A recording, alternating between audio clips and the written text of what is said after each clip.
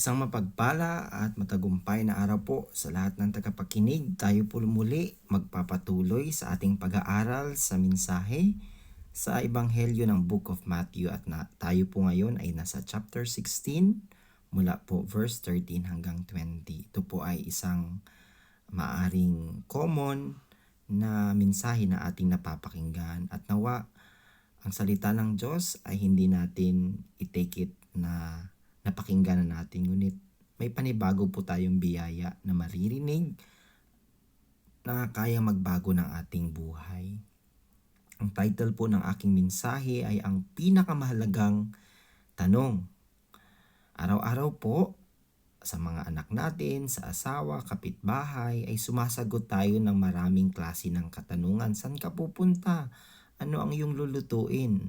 Ano ang iyong gagawin? Sa mga simpleng tanong ito, minsan simple, minsan meron namang mahirap. Ma, pahing baon. O, saan tayo kukuha ng pambayad? So madalas marami tayong katanungan. Ngunit, mga kapatid, meron pa pong mas mahalaga na katanungan dyan. Dahil ang tanong na ito ay higit na mas mahalaga.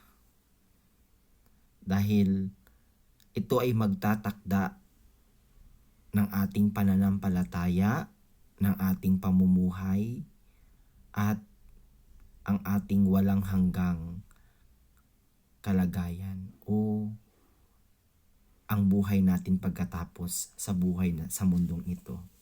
Ano kaya po ang katanungang ito? Ito po ang katanungan na itinanong ni Jesus. Ngunit kayo, sino ako sa inyo? Sino nga ba si Jesus sa atin?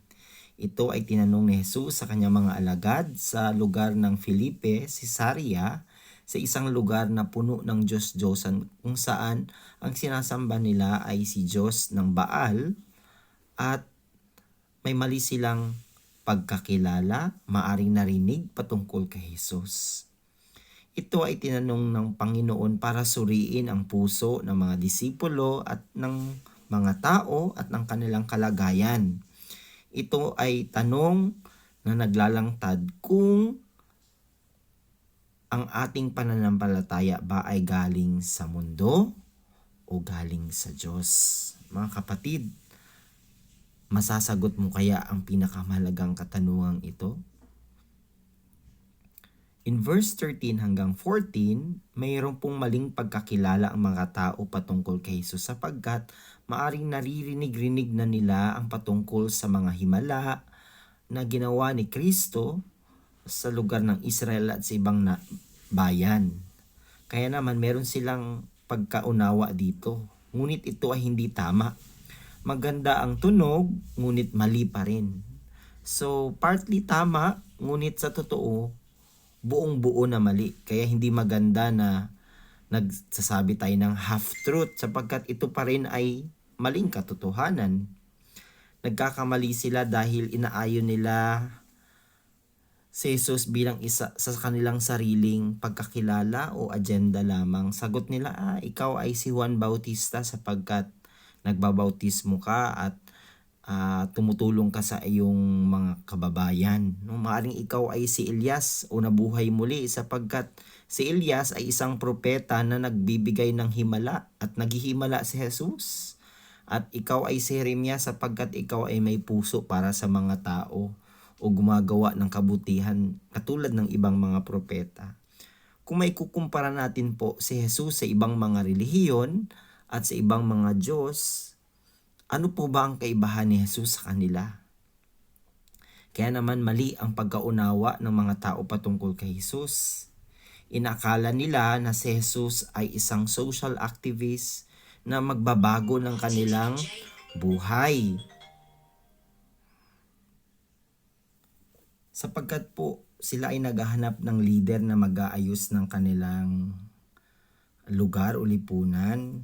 O dahil sa panahon na yun sila ay nasasakop ng Roma at nahihirapan at gusto nila ng pagbabago. Katulad ng Pilipinas, meron tayong kahirapan ngayon. Kinakailangan natin ng isang bagong leader. So iniisip nila, si Jesus ay magiging bagong leader. Inakala nilang si Jesus ay isang moral teacher na magbabago ng kanilang buhay at inaasahan nila na magbabago ang kanilang buhay kung makikilala nila si Kristo. Ngunit mali po ito at minamaliit nila kung sino si Jesus. Sino nga ba si Jesus para sa atin? Siya ba ay isang tao para mabago yung ating kalagayan sa buhay? Iniisip ba natin na si Jesus ang pwedeng gumawa ng mga himala para sa mga pangailangan natin? Bakit tayo lumalapit sa Kanya? Ano po ba ang tamang kasagutan? Ito po ay maaring tama, ngunit hindi ito ang totoo o kabuuan kung sino si Jesus. Ang tama pong kasagutan kung sino si Jesus ay ang binanggit ni Pedro na sabi niya, ikaw ang Kristo, ang anak ng Diyos na buhay. Ang pagpapahayag na ito ay bunga po ng kapahayagan galing sa Diyos. Ibig sabihin po, ang makilala natin si Jesus bilang tunay nating Kristo sa buhay ay isang himalang bagay. Hindi ito dahil sa tayo ay gumawa ng mabuti o meron tayong kaalaman na laging itinuturo sa simbahan. Hindi po. Ito po ay galing sa Diyos. Sabi po sa verse 17, hindi ito dahil sa ating kagustuhan, kundi ito ay revelation galing sa banal na Espiritu. Ang muli pong kapanganakan o ang kaligtasan po ay nauna bago tayo maniwala. Ibig sabihin po, pinili na tayo ng Diyos na iligtas bago pa tayo maniwala sa Kanya. Siya ang nagbukas sa ating mga mata upang makilala natin si Kristo at manampalatayo sa Kanyang kamatayan sa krus, na siyang nabugbog doon sa krus at siya ay muling nabuhay at kasama ng Panginoon doon sa langit. Si Jesus po, ang Kristo, ay ang ibig sabihin anointed one o pinahira ng Diyos, pinili ng Diyos bilang isang propeta, bilang isang pari at bilang isang hari. Ang propeta po na siyang magiging daan ng ating kaligtasan sapagkat nahiwalay tayo sa Diyos. Siya ang tunay na pari sapagkat tayo ay nagkasala at mayroong kasalanan na nagdadala sa atin ng kamatayan at siyang magpapatawad nito at sa pamagitan ng kanyang dugo, tayo ay nahugasan sa lahat ng ating kasamaan. Siya po ang tunay na hari sapagkat ang paniniwala natin na siya ang tunay na hari na siyang wawasak sa gawa ng dyablo at kapangyarihan ng kamatayan. At sinabi rin doon po na si Jesus ang anak na Diyos na buhay sapagkat siya ay 100% na Diyos. Bagamat siya ay 100% na tao, ngunit siya ay walang kasalanan. Ngunit siya ay anak ng Diyos bilang pagpapatunay na siya nga ay Diyos. Si Kristo po ang pundasyon ng pananampalataya ng isang iglesia. Ang isang iglesia na nanampalataya na si Jesus ang Kristo ay magiging isang tulad ng bato na hindi matitinag. Ibig sabihin po, sa ating paniniwala kay Jesus bilang ating Panginoon na tagapagligtas, walang problema o pagsubok, kahirapan ang makapaghiwalay sa atin sa tayo ay magiging isang bato na siyang hindi mabubuwal. Amen? At kahit ang pintuan ng Hades, kahirapan, sumpa ay hindi magwawagi laban sa atin sapagkat meron tayong tunay na pundasyon.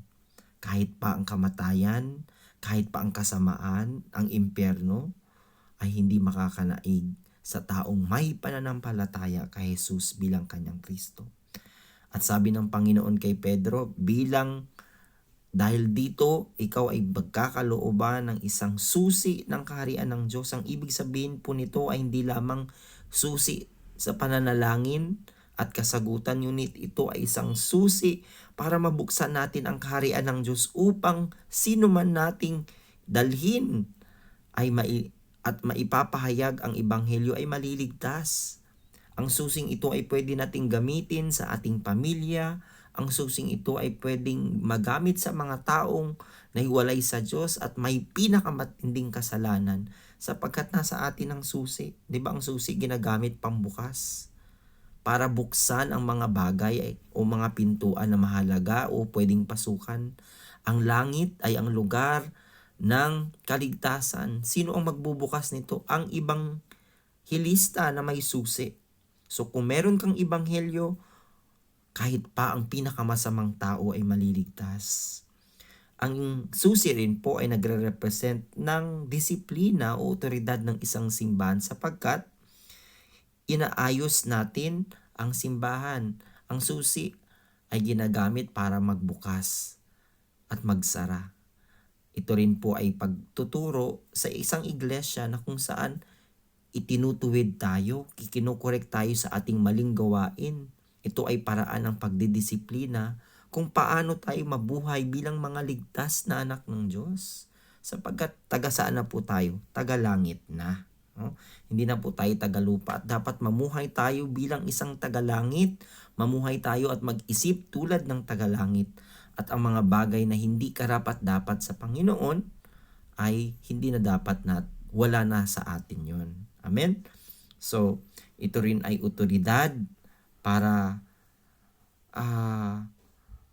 manalangin para sa pagpapagaling ng mga may sakit at pag-bless sa mga tao. Sabi ng Biblia, ang iyong pagpapalain ay pagpapalain rin ng Diyos.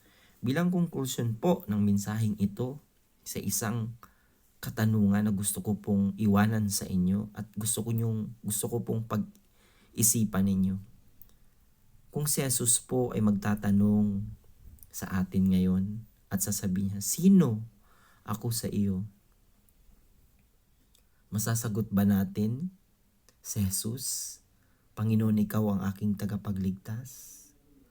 O masasagot lamang natin, Panginoon, ikaw ang dahil may problema ako ng kawalan, ikaw ang solusyon sa aking kawalan? Kung ikaw ay nasa sitwasyon ng kalungkutan, Panginoon, ikaw ang aking bigay sa akin ng kalinga, pag-ibig. Ito ba ang ating maisasagot? Kung meron kang matinding kasalanan na ginagawa o may kailangan kang hinihiling at gustong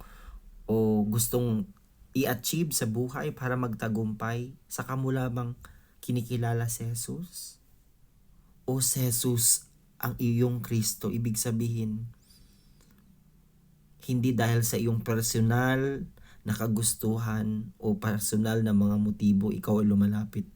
Ikaw ay nananampalataya na si Jesus ang Kristo. Ang ibig sabihin, Panginoon, walang daan ng aking kaligtasan, walang kaparaanan para ako ay mapatawad ng aking kasalanan, walang kapangyarihan para ako ay makalaya sa pagkapos ng Satanas. Panginoon, ako ay nanampalataya sa iyo bilang aking Kristo.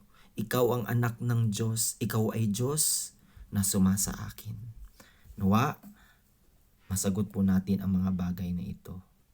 Ang pinakamahalagang tanong, sino ako sa iyo? Sabi ng Panginoong Hesus. Muli, God bless you.